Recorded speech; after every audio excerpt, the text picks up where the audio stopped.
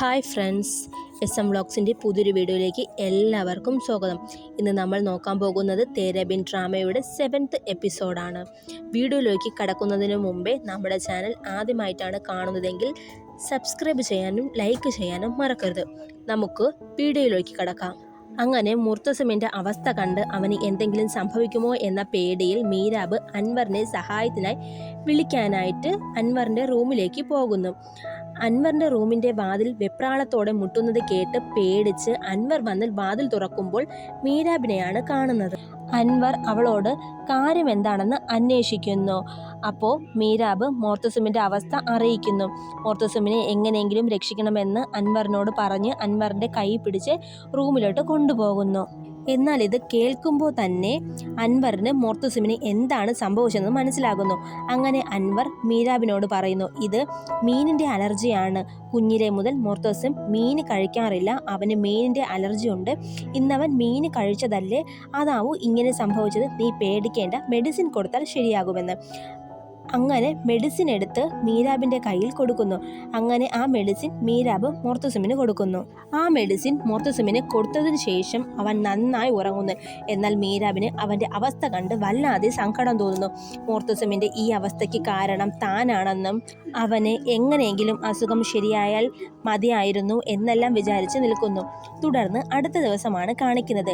ഇത്ര സമയമായിട്ട് മോർത്തസിമിനെ കാണുന്നില്ലല്ലോ എന്ന് പറഞ്ഞ് മാവീകം അവനെ അന്വേഷിക്കുന്നു. അപ്പോൾ അൻവർ പറയുന്നു, അവന് ക്ഷീണം എന്തെങ്കിലും കാണും, അതുകൊണ്ട് ഉറങ്ങിപ്പോയതാവാം, ഒരു ദിവസം താമസിച്ചെന്നും പറഞ്ഞ് ഇപ്പോൾ എന്താ എന്ന്. എന്നാൽ ആ സമയം തന്നെ ഹയ അങ്ങോട്ട് വന്ന് രാത്രി നടന്ന സംഭവങ്ങളെല്ലാം മാവീകത്തെ അറിയിക്കുന്നു. മീൻ തിന്നതിൻ്റെ അലർജി കാരണം മോർത്തസിം രാത്രി ഒരുപാട് ഒമിറ്റ് ചെയ്തു. അവന് അതിനാൽ ഒട്ടും തന്നെ വയ്യ. ഇതെല്ലാം മീരാബ് കാരണമാണ്. അവളാണ് മോർത്തസിമിന് അലർജി ഉള്ള കാര്യം അറിഞ്ഞു വെച്ച് മീൻ വെച്ച് കൊടുത്തതെന്നെല്ലാം പറഞ്ഞു കൊടുക്കുന്നു. ഇതെല്ലാം കേട്ട മാവീകത്തിന് ദേഷ്യം വരികയും നീ നിന്റെ മകളെ രക്ഷിക്കാൻ വേണ്ടിയാണല്ലേ ഇങ്ങനെ പറഞ്ഞത് എന്ന് പറഞ്ഞ് അൻവറിനോട് ദേഷ്യപ്പെട്ട് മോർത്തസിമിനെ കാണാൻ റൂമിലോട്ട് പോകുന്നു. തുടർന്ന് കാണിക്കുന്നത് മോർത്തസിമിനെ മീരാബിനെയാണ്. മോർത്തസിം ഇപ്പോൾ നല്ല ബെറ്ററായി ഇരിക്കുന്നു. ഇപ്പോൾ മീരാബ് അവന് കഴിക്കാനായി ബ്രേക്ക്ഫാസ്റ്റ് ഉണ്ടാക്കി കൊണ്ടുവന്ന് കൊടുക്കുന്നു. അപ്പോൾ ആ ആഹാരം വാങ്ങിയിട്ട് നീ എനിക്ക് ഉണ്ടാക്കി തന്നാലും ഞാൻ കഴിക്കുമെന്ന് പറയുന്നു. മീരാബ് സോറി, ഇത് ഞാൻ ഉണ്ടാക്കിയതല്ല എന്ന് കള്ളം പറയുന്നു. ഭക്ഷണം കഴിച്ചിട്ട് അത് വളരെ നന്നായിട്ടുണ്ട് എന്ന് പറയുന്നു. എന്നിട്ട് പറയുന്നു, രാത്രി നടന്ന സംഭവത്തിൽ നോക്കുമ്പോൾ നിനക്കാണ് നഷ്ടം സംഭവിച്ചത്. മീരാബ് ചോദിക്കുന്നു, എനിക്കെന്ത് നഷ്ടമാണ്? അപ്പോൾ മോർത്തസിം പറയുന്നു, ഒരു പക്ഷേ ഇന്നലത്തെ അലർജിയിൽ ഞാൻ മരിച്ചു പോയിരുന്നെങ്കിൽ നിന്റെ പേരിൻ്റെ പിന്നിൽ നിന്നും എൻ്റെ പേര് നിനക്ക് വളരെ വേഗം മാറ്റാമായിരുന്നു. എന്നാൽ നീ എന്നെ കൊല്ലണമെന്ന് വിചാരിച്ചല്ല ഇന്നലെ അങ്ങനെ ചെയ്തത്. ഞാൻ കഷ്ടപ്പെടണമെന്ന് വിചാരിച്ചു. എന്നാൽ ഞാൻ കഷ്ടപ്പെട്ട സമയത്ത് നീ എന്നെ ആലോചിച്ചു ഒരുപാട് വിഷമിച്ചു. അത് വെച്ച് നോക്കുമ്പോൾ നീ എന്നെ പ്രണയിക്കുകയാണെന്ന് തോന്നുന്നു. അപ്പോൾ മീരാവ് പറയുന്നു, നിന്റെ ശരീരത്തിലെ അലർജി നിന്റെ തലയ്ക്കും പിടിച്ചെന്ന് തോന്നുന്നു. ഞാൻ നിന്നെ പ്രണയിക്കാനോ ഇല്ല എന്ന് പറയുന്നു. അപ്പോൾ മോർത്തസിം ചോദിക്കുന്നു, നീ എന്നെ പ്രണയിക്കുന്നില്ല എങ്കിൽ ഇന്നലെ ഞാൻ വേദനിക്കുമ്പോൾ നീ എന്തിനാണ് എന്നെ രക്ഷിക്കാൻ വേണ്ടി നിന്റെ അച്ഛനാണെന്ന് പരിഗണിക്കാത്ത മനുഷ്യനെ നീ സഹായത്തിനായി വിളിച്ചത്? എനിക്കറിയാം നീ എന്നെ പ്രണയിക്കുന്നുണ്ടെന്ന്. അപ്പോൾ മീരാബ് പറയുന്നു, അതുകൊണ്ടൊന്നുമല്ല, മനുഷ്യത്വത്തിൻ്റെ പേരിൽ മാത്രം. നിന്റെ സ്ഥാനത്ത് വേറെ ആരാണെങ്കിലും ഞാൻ ഇത് തന്നെ ചെയ്യും. ആ സമയത്താണ് ഹയയും മാവികവും അങ്ങോട്ട് വരികയും മോർത്തസിമിനോട് നിനക്ക് ഇപ്പോൾ എങ്ങനെയുണ്ട് എന്ന് തിരക്കുകയും മീരാബിനെ നോക്കി വഴക്ക് പറയുകയും ചെയ്യുന്നു. എന്നാൽ മാവികം മീരാബിനെ വഴക്കു പറയുന്നത് കേട്ട മോർത്തസിം മാവികത്തിനോട് പറയുന്നു, എന്തിനാണ് അനാവശ്യമായി അവളെ വഴക്കു പറയുന്നത്? ഞാനിപ്പോൾ നല്ലതുപോലെയല്ലേ ഇരിക്കുന്നത്. നിങ്ങൾ ഇങ്ങനെ അനാവശ്യമായി അവളെ ഒന്നും പറയേണ്ടതില്ല. അവൾ ആ മീന് കഴിക്കാൻ എന്നെ നിർബന്ധിച്ചതൊന്നുമില്ലല്ലോ. ഞാൻ എൻ്റെ ഇഷ്ടത്തിനല്ലേ അത് കഴിച്ചത് എന്നെല്ലാം. ഇതെല്ലാം കേട്ട് മാവികവും ഹയയും അവിടെ നിന്ന് പുറത്തേക്ക് പോകുന്നു. പുറത്തു വന്ന മാവീകത്തിനോട് ഹയ പറയുന്നു, എത്ര പെട്ടെന്ന് അവൻ വൈഫിൻ്റെ പെറ്റായി മാറിയത്. ഇതുപോലെ ഇനി മുർത്തസിം എല്ലാവരെയും പറയാൻ തുടങ്ങും. എന്നാൽ ഈ ചെയ്തതിന് ഞാൻ മീരാബിനോട് ഒരിക്കലും ക്ഷമിക്കില്ല എന്നും.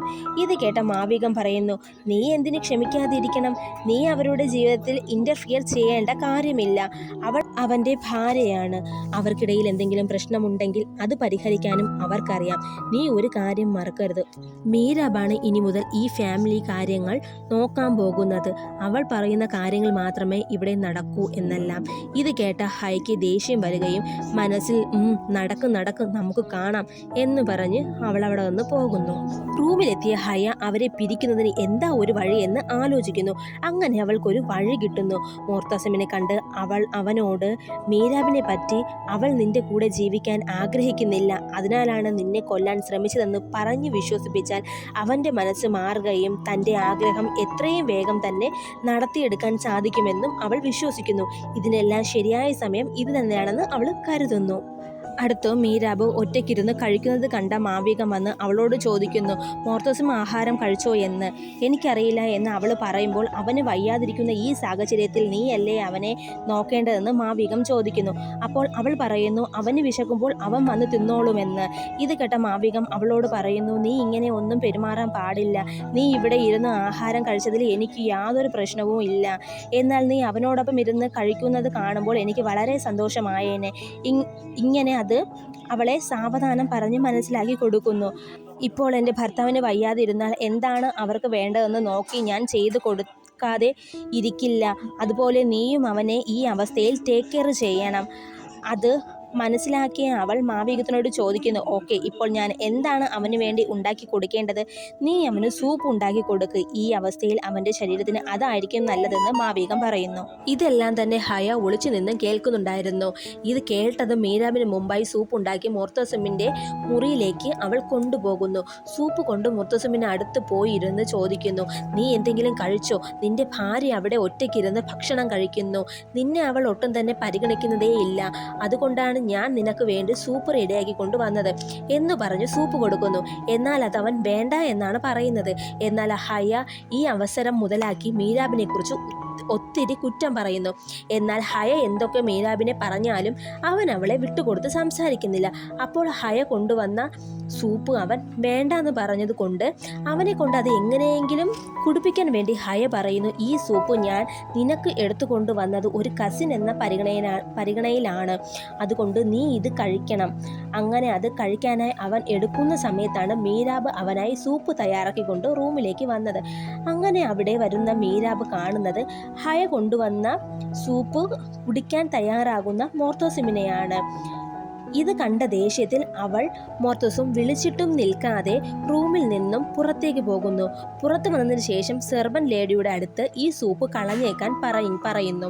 ഇതെല്ലാം കണ്ട മോർത്തോസും ഹയ കൊണ്ടുവന്ന സൂപ്പ് വേണ്ട കൊണ്ടുപോകാൻ പറഞ്ഞിട്ട് മീരാബിനോട് അകത്തേക്ക് വരാൻ പറയാൻ ഹയയോട് പറയുന്നു. റൂമിൻ്റെ പുറത്ത് വന്ന ഹയ ദേഷ്യത്തോടെ അവിടെ നിന്ന മീരാബിനോട് മോർത്തോസും നിന്നെ അകത്തേക്ക് ചെല്ലാൻ പറഞ്ഞു എന്ന് പറഞ്ഞ് സൂപ്പും കൊണ്ട് അവിടെ നിന്ന് പോകുന്നു. മീരാബ് അകത്തേക്ക് വന്നതും ഞാൻ ഹയയോട് സൂപ്പ് കൊണ്ടുവരാൻ പറഞ്ഞില്ല എന്ന് അവൻ പറയുമ്പോൾ, നീ എന്തിനാണ് ഇതിനെല്ലാം എനിക്ക് എക്സ്പ്ലനേഷൻ തരുന്നത്? അതിൻ്റെ ആവശ്യം എനിക്കില്ല എന്ന് മീരാബ് പറയുന്നു. നീ എന്നെ മിസ്അണ്ടർസ്റ്റാൻഡ് ചെയ്യാൻ പാടില്ല.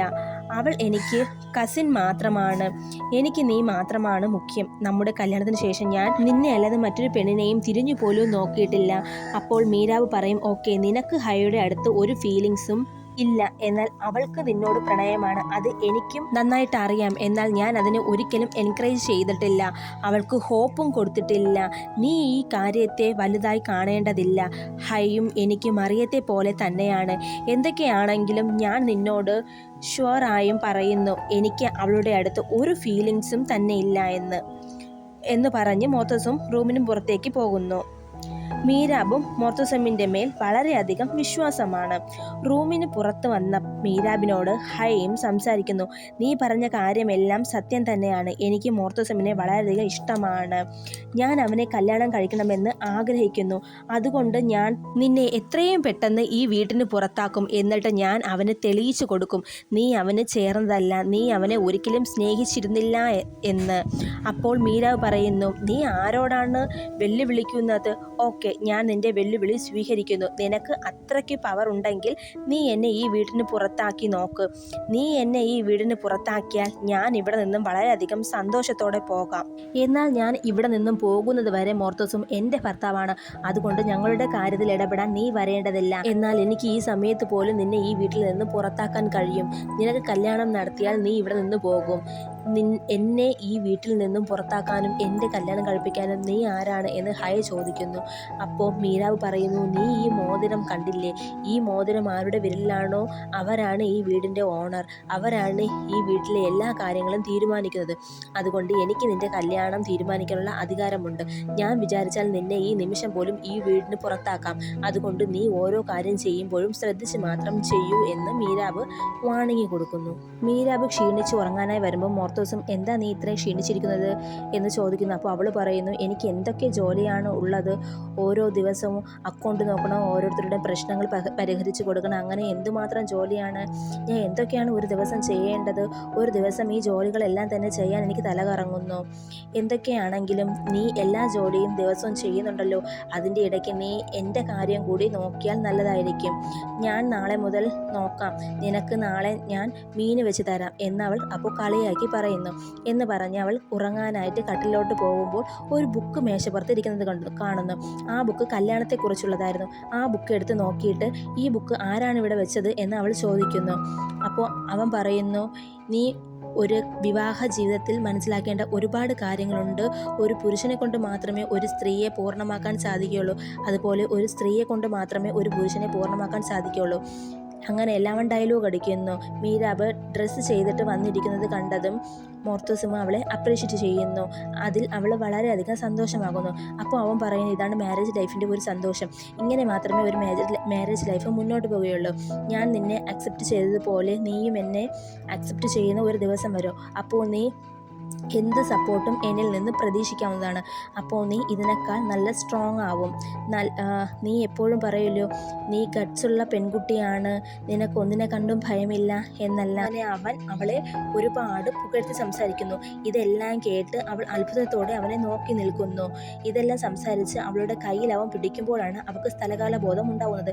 പെട്ടെന്ന് അവനെ കൈ തട്ടി മാറ്റി അവൾ പുറകിലോട്ട് നീങ്ങുന്നു. എന്നിട്ട് അവൾ പറയുന്നു, എനിക്ക് ഉറക്കം വരുന്നു, ഞാൻ ഉറങ്ങാൻ പോകുന്നുവെന്ന്. അപ്പോൾ അവൻ പറയുന്നു, നിനക്ക് ഉറക്കം വരുന്നത് കൊണ്ടല്ല, നീ ഭയക്കുന്നു. അവൾ പറയുന്നു, എനിക്ക് ഭയപ്പെടേണ്ട കാര്യമില്ല.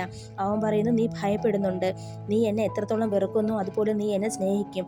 അതുകൊണ്ട് ആ ഒരു കാര്യത്തിൽ നീ ഭയക്കുന്നു എന്നും പറഞ്ഞ് മോർത്തോസും റൂമിന് പുറത്തേക്ക് പോകുന്നു. എന്നാൽ അവൾ ഉറങ്ങാനേ ശ്രമിച്ചെങ്കിലും അവൾക്ക് ഒട്ടും തന്നെ ഉറക്കം വരുന്നില്ല. പകരം അവൾ മോർത്തോസും പറഞ്ഞ കാര്യത്തെയാണ് വീണ്ടും ഓർമ്മിച്ചുകൊണ്ടിരിക്കുന്നത്.